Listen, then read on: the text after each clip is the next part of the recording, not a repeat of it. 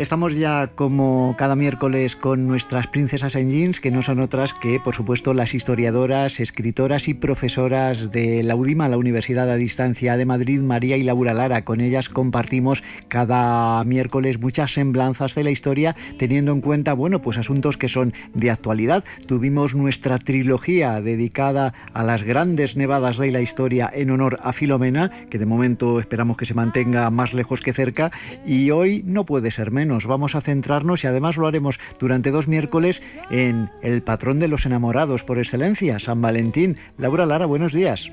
Buenos días, César y oyentes. Pues vamos a poner un toque de color y florido entre tantas penurias que llevamos en este año 2021 y vamos a hablar de San Valentín, que es siempre una buena válvula de escape, ¿verdad? Pues sí, porque es esta semana, el domingo 14 de febrero, y hay raíces precristianas que nos hablan ya de esta festividad para los enamorados. Hay varias leyendas, varias hipótesis que hablan de que los orígenes de esta fiesta, que ahora sí es cristiana, pero sobre todo es comercial, aunque sea en torno a un santo, pues estuvieron en 3 días de la antigua Roma, en que se celebraban las fiestas llamadas Lupercales. Eran unas fiestas en honor a Lupercus, el protector de los pastores y sus rebaños, y también vinculada a la fiesta con la loba que dio de comer a los gemelos Rómulo y Remo, quienes también fueron esos gemelos los fundadores de Roma. La fiesta marcaba el anticipo de la primavera, celebraba la fertilidad de los campos y, siendo una fiesta pagana, pues tornó en cristiana a partir del año 494, cuando el Papa Gelasio I decidió reconvertirla en una festividad vinculada a la Iglesia, como ocurrió también con otras celebraciones no religiosas a partir del siglo V. Así que se necesitaba un santo al que asociara la conmemoración y escogió a Valentín.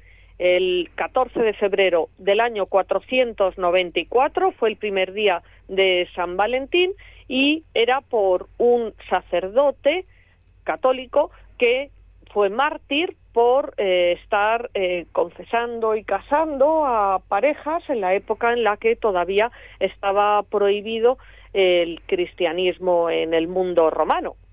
Esos son los orígenes de por qué a San Valentín se le considera patrón de los enamorados, pero solo es eso, los orígenes, porque a raíz de entrar en la época de consumo ya en los años 60 60 del siglo pasado, San Valentín fue sin duda el santo más rodeado de comercialidad y marketing de prácticamente toda la historia, ¿no? Así es, porque desde el año 270, cuando el emperador Claudio el Gótico ordenó decapitar al sacerdote por estar celebrando nupcias religiosas en secreto, hasta los años 60 del siglo XX, en que Galerías Preciados relanzó la fiesta con carácter comercial, pues bueno, vemos ahí una serie de siglos en que había lugares en que sí se celebraba la fiesta, pero vamos, ni que decir tiene que fue en esta segunda mitad del siglo XX, tanto en España como en el mundo, cuando este santo, San Valentín, se convirtió en el santo más celebrado fuera de las iglesias. ¿Cómo iba a pensar San Valentín en sus años de vida que iba a convertirse su recuerdo en algo tan rentable para mucha gente, verdad? En efecto, porque más que por oraciones es un santo que está vinculado a los papeles de regalo. Bueno, pues San Valentín, dura responsabilidad la que tiene también eso de mantener parejas unidas en estos tiempos, ¿no? Sí, y en Madrid está su reliquia en la iglesia de San Antón, donde el Padre Ángel, con mensajeros de la paz, alimenta y ayuda a muchas personas. El Día de los Enamorados, en honor a San Valentín, es algo que se celebra, pues prácticamente en todo el mundo, ¿no? Bueno, en los países cristianos, al menos. Sí, en el mundo capitalista, si hablamos en términos de la Guerra Fría, se celebra, y también, pues bueno, después ya de la caída del muro de Berlín y de la URSS en 1989 y 1991 respectivamente, pues estamos en un mundo globalizado y tocante a fiesta y a gasto económico a nivel comercial, pues casi que eso ya pues es universal. Bueno, pues vamos a poner ahora un toque, digamos, triste en nuestro programa, un toque un tanto trágico, porque ya que estamos viviendo esta pandemia que parece que no termina nunca, vamos a analizar históricamente parejas emblemáticas de la historia que fracasaron, pero no porque perdieran su amor, sino por la enfermedad o la muerte en algunos de sus integrantes. Nos lo cuenta María, ¿te parece, Laura? Así es algo que María y yo escribimos en nuestro nuevo libro, Los caballos amarillos, enfermedades que nadie vio venir, y cómo esas pandemias, aparte de cercenar la vida de seres individuales, pues también dejaron solitarios a otros muchos con el corazón roto. Pues vamos a saber algo de aquellos muchos, en épocas distintas, además de nuestra historia. Laura, hasta la próxima semana. Muchas gracias. Un honor. Nos quedamos ya con María Lara, que va a analizar la vida de algunas grandes parejas, de esas que se caracterizan por su amor, pero que también se vio frustrado por circunstancias parecidas a la que ahora estamos viviendo, esta pandemia que no termina de decirnos adiós. María, buenos días. Buenos días, César. Bueno, pues ¿cuál sería una de esas primeras parejas que vio truncado su amor a causa de la enfermedad? Pues hoy en Princesas en Jeans, después de la intervención de Laura explicando la historia de San Valentín, vamos a hablar de dos parejas. Y la semana que viene seguiremos con otros dos matrimonios o intentos de noviazgo que, bueno, de algún modo se vieron salpicados por la enfermedad. En este caso nos situamos en el siglo XIV.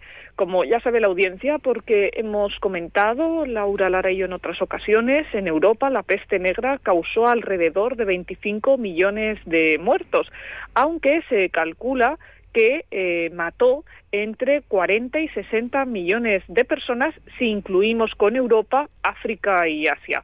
En la península ibérica se pasó de 6 millones de habitantes a 2,5 por la peste bubónica, y así nos encontramos como incluso reyes como Alfonso XI, el bisnieto de Alfonso X el Sabio, murió infectado en el sitio de Gibraltar en 1350 por la peste, y Margarita I de Dinamarca, reina también de Noruega, murió también por la peste. Por esta enfermedad, como se veía en las danzas de la muerte, fallecía desde las clases sociales más humildes, aunque entonces no hubiera clases sino estamentos en el antiguo régimen, hasta los potentados de los tronos.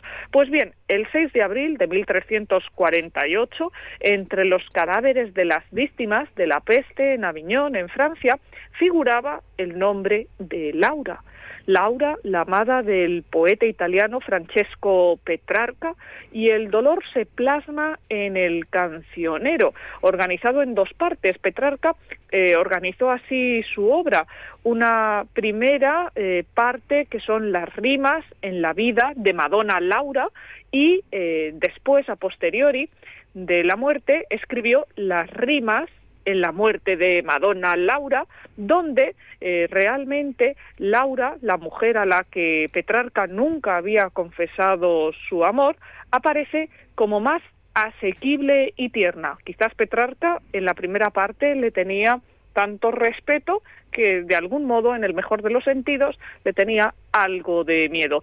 Y así vemos también cómo para Petrarca fue muy difícil superar la muerte de su enamorada Laura de Noves, y en carta enviada a Boccaccio el 10 de diciembre de 1365, Petrarca le decía al autor del Decamerón, hablaba sobre el destino y la pandemia. Decía: historiadores que enmudecen, médicos que no saben, filósofos que fruncen el ceño y elevan los brazos desconcertados. ¿Quién diría que son palabras del siglo XIV? Parecen del siglo XXI con el coronavirus. Por cierto, que ha habido ya durante el coronavirus parejas que, ante su estado de salud un tanto deteriorado, han decidido, si no estaban casados, hacerlo incluso en los hospitales donde estaban ingresados.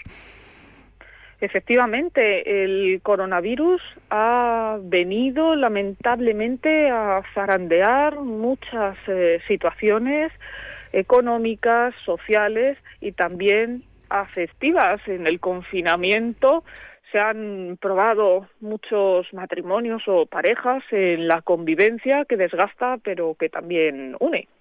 Bueno, pues otra pareja que también tuvo que sufrir los estragos de la muerte de uno de sus componentes fue Juana la Loca y Felipe el Hermoso. Aunque no fue una enfermedad infectocontagiosa lo que le dio el calificativo o el despectivo por el que fue conocida, Juana de Castilla también convivió con epidemias y Felipe el Hermoso, paradójicamente, a Juana I, la hija de los reyes católicos, pues ella, que vivió en un estado de reclusión durante más de 40 años en Tordesillas, porque primero su padre Fernando quiso maniobrar sobre ella, también su marido Felipe, al que nos negamos Laura y yo a darle el título del Hermoso si a ella le ponemos el de Loca. Y por otro lado, su hijo Carlos V, pues sí, reconocía a su madre en las monedas, pero luego, sin embargo, no le dejaba posibilidad de actuar. Además, María, ella estaría muy enamorada, pero él no lo demostraba tanto. Claro, él estaba con sus escarceos, con otras personas, y así de Brujas a Burgos, pues Juana la Loca, entre los viajes de su esposo, también va pues enfermando cada vez más de una melancolía.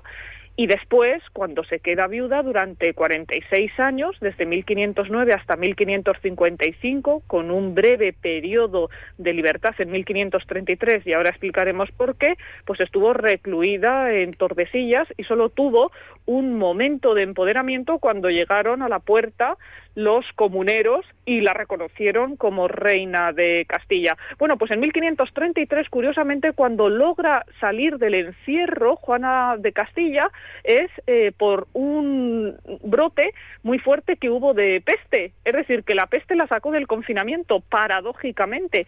Y bueno, la cuestión es que desde el momento en el que Felipe I muere, en Burgos, con 28 años, el pueblo no tardó en divulgar la sospecha de que Fernando, su suegro, lo había envenenado. Juana cayó en una obsesión paranoica como la que ya tenía antes, pero después de la muerte, porque temía que los nobles flamencos se llevaran el cadáver de su marido a los Países Bajos. El corazón lo enviaron a la ciudad natal de Felipe, a Brujas, pero el resto del cuerpo fue paseando con Juana de Castilla durante meses por toda la península ibérica, porque tuvo Juana de Castilla esa ocurrencia una Nochebuena y llevaba séquito con el macabro cortejo.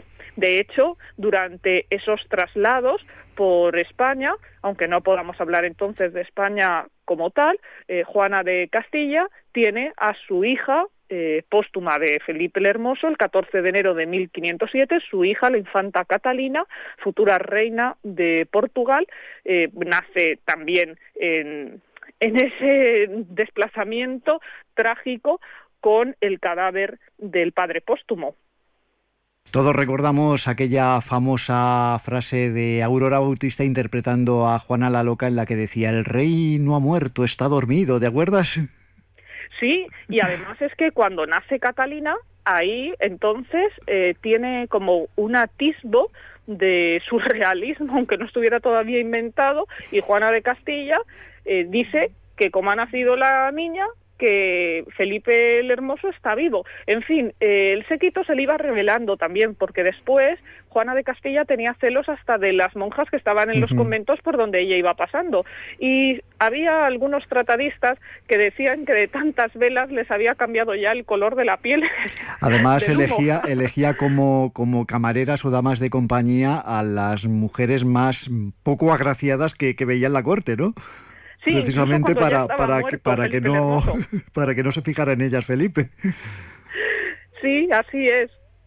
Bien, pues son trazos de la historia en la que las pandemias o enfermedades se hicieron con la vida de algunos de los componentes de precisamente esos matrimonios, en algún caso mal avenidos y en otros, muy bien avenidos, como veremos, por ejemplo, la semana que viene con una pareja muy recordada todavía en la memoria colectiva de los españoles, como fue Alfonso XII y María de las Mercedes.